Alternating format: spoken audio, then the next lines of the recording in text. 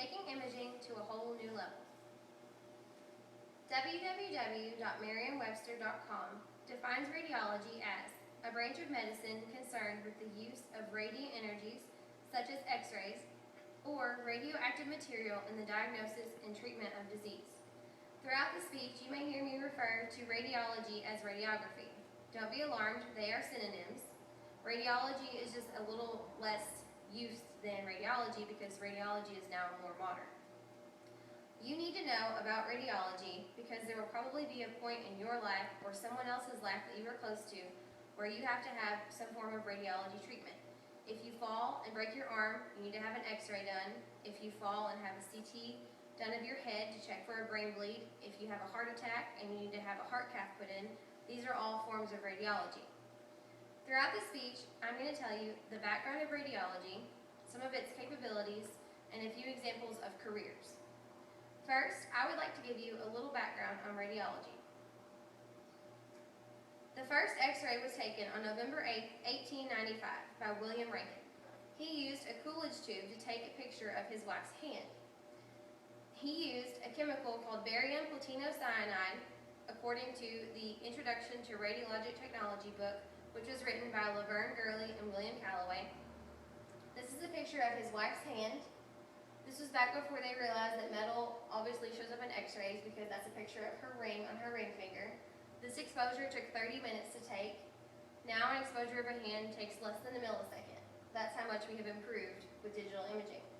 The photo credit goes to www.worldfamousphotos.com. This is after they discovered platinocyanide was the way to take X-rays, they developed film. You may have had an X-ray done in the 1980s where you went to an office, they took a picture, they had to go process it in a dark room with chemicals, come back out and they say it's too dark or it's too light and they have to repeat your radiograph. Film is outdated, now they have developed digital photography, but you still see it in use in some places. Now that you have heard a little bit of background on radiology, I would like to tell you some of its capabilities. Radiology, particularly digital imaging, now has the ability to give an image almost instantly.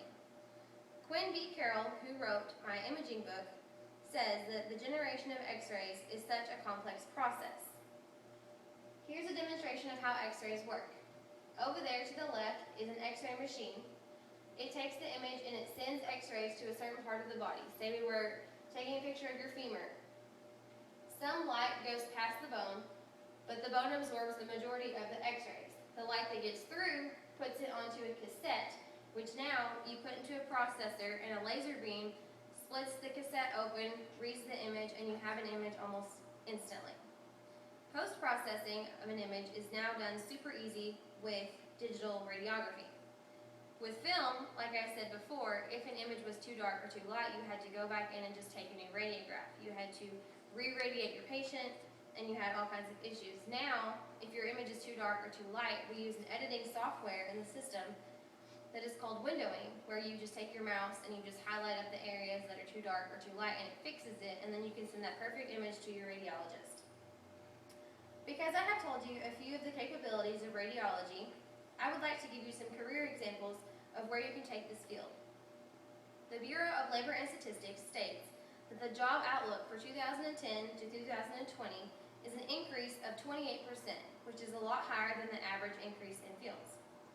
To you, hearing the field of radiology, the term in terms of a job, radiologic technologist is probably the most obvious.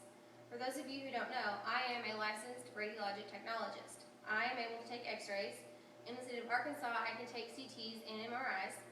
In Missouri, you don't have to have a license to do X-ray, but in Arkansas you do. So you have to go through a 2-year program that you have to graduate from with an Associates of Applied Science to get your license. After you become a radiologic technologist, most people don't know what else you can do. There are many careers that are unheard of in this field. After that, you can become a CT tech. You can register and take your registry and become licensed. You can become an MRI tech, ultrasound. If you need a mammography test done, I'm the person who takes that. If you need a bone density test done to see if your hips are osteopenic or osteoporotic, also done by a radiologic technologist.